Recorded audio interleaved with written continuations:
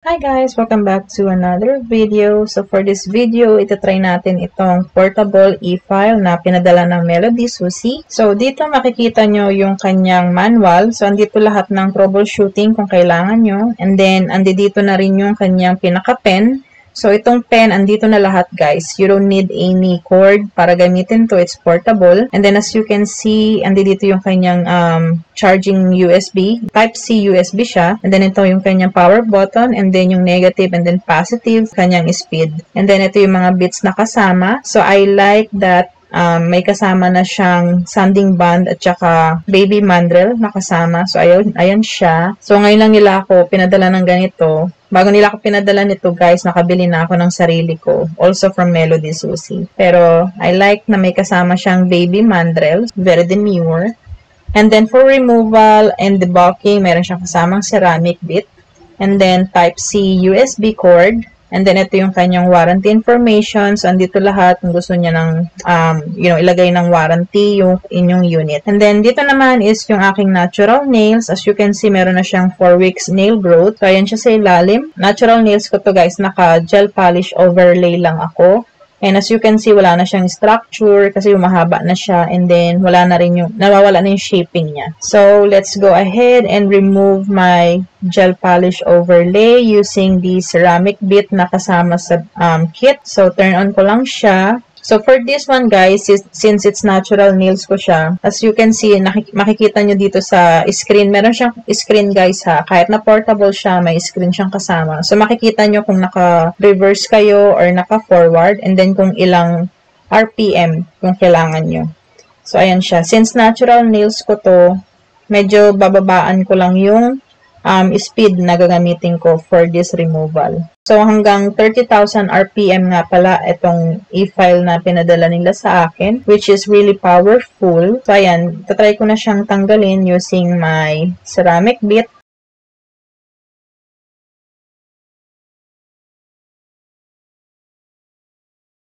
So, my honest thought, while using this, medyo malakas yung vibration niya. I think I prefer yung mga corded talaga na e-file compare sa mga portable na e-file. Kasi sa portable, parang, alam mo yun, nilalagay na nila lahat. Kaya minsan parang sobrang shaky or masyado malakas yung vibration, no? E-file nila. Kasi parang andun na lahat diba? So, wala siya masyadong enough na motor para gamitin lahat ng features. Kaya parang masyado siyang, for me lang naman, no? Masyado siyang, malakas yung vibration niya for me. So, pero I will try my best to remove all my gel polish using this e-file. So, as you can see here, nag-switch ako ng bit. So, ito yung isa sa paborito kong removal bit. It's also from Melody Susie. I will leave all the link in the description box, guys, kung gusto nyong itry. Kung nakikita nyo, medyo dahan-dahan lang ako kasi nga, natural nails ko to. So, ayoko ma-damage yung natural nails ko. Ayoko magkaroon siya ng ring of fire. Kaya medyo sobrang delikado siya. Kung hindi kayo sanay gumamit ng e-file, I will suggest na mag-nail file na lang kayo for removal and then gumamit na lang isoak nyo na lang siya sa acetone kung hindi kayo sanay gumamit ng e-file. E-file is not for everybody. So, make sure you do your own research bago kayo gumamit ng e-file. And also guys, kung hindi ka pa nakaka-subscribe, please do subscribe and hit the notification bell para lagi kang updated sa mga bagong uploads ko. I know hindi ako masyado nag-upload because may full-time job ako, guys. So, hindi ko masyadong maharap mag-edit. Marami akong nakatambak na videos pero hindi pa ako nakakapag-edit. So, and also nga pala guys, gumawa ako ng personal channel ko, like ay pinapakita ko dun sa other channel ko kung anong ginagawa ko minsan and then kung anong ginagawa ko for work, for my full-time job. Sana makasubscribe kayo doon. Random, alam mo yun, kung ano yung ginagawa ko araw-araw. So, hopefully makasubscribe kayo doon sa isang channel ko. Iiwan ko yung link ng channel ko, guys. But I do hope na mag-subscribe kayo doon sa channel ko. Please support the other channel. Thank you. I will really appreciate kung mag-subscribe kayo, guys. Actually, parang mas na-enjoy kong mag-edit ng video kapag, alam mo yun, everyday vlog lang or everyday, yung normal life lang. Nothing aesthetic doon sa other channel ko kasi talagang, alam mo yun, raw footage or kung ano yung ginagawa namin. Like, there's nothing aesthetic talaga. As you can see, tinatanggal ko pa rin siya using my bit. Again, this bit is from Melody Susie as well. It's one of my favorite removal bit, guys. Sobrang easy niyang gamitin. And then as per this portable e-file, you can go ahead and check this out on Melody Susie's website. Super affordable niya lang. I don't know if this is available to Philippines, pero you guys can order sa Amazon naman kung gusto nyo itry yung mga Melody Susie na products.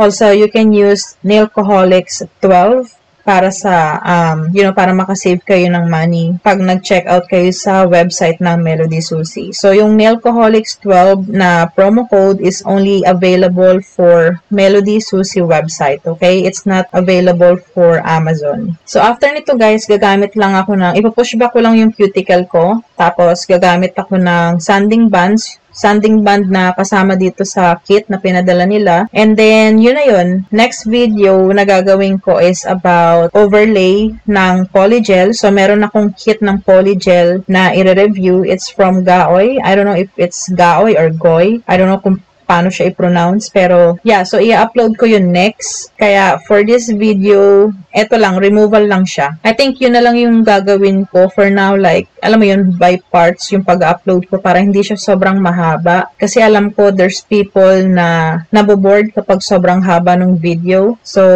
ganun na lang muna siguro yung gagawin ko. By parts yung pag-upload ko ng video. Please let me know kung ganun ba yung gusto nyo or kung paano yung gusto nyong setup sa pag-upload ng video. And also, please let me know kapag kung clear ba yung salita ko or yung voice over ko or kung clear ba yung sa video. I'm trying to try something else. So, nag-explore pa rin ako. So, dito naman guys, so nakita nyo kung paano ko siya tanggalin. Pull nyo lang yung bits, tapos i-push down nyo lang yung bagong bits na gagamitin nyo. Ganun lang siya. Hindi nyo na siya kailangan i-twist. So, ngayon naman gagamit ako ng sanding band. Ito yung baby sanding band na included sa kanilang package. So, I'm using 1,000 RPM lang dito. I think 1,000 or 2,000 kasi ano siya guys, sobrang powerful niya. Although portable siya, sobrang powerful niya in a way na nagvo-vibrate talaga siya. So, ayan siya. As you can see, yan lang yung speed na gamit ko kasi nga, again, it's my natural nails. Also, sa sanding band, be careful kasi pwede kayong mag-create ng ring of fire. So, ayaw nyo naman yun. And make sure lang na nakalapat talaga yung sanding band sa natural nails nyo kapag ginagamit nyo siya. Huwag nyo siyang ina-angle ng parang, 90-degree angle. Wag ganun kasi magkakaroon siya ng ring of fire. So, make sure lang na naka-flat siya sa surface ng natural nails nyo. Yan. So, aside from dun sa gel polish na meron ako earlier, meron pang base gel na nakapatong dyan sa natural nails ko. Pero yung sa growth niya, 4 weeks nail growth na yan. So, yan guys is my natural nails na. So, medyo nag-iingat ako dyan kasi extra ingat kasi nga wala na siyang gel dyan eh. So, pwede kong ma-damage yung natural nails ko.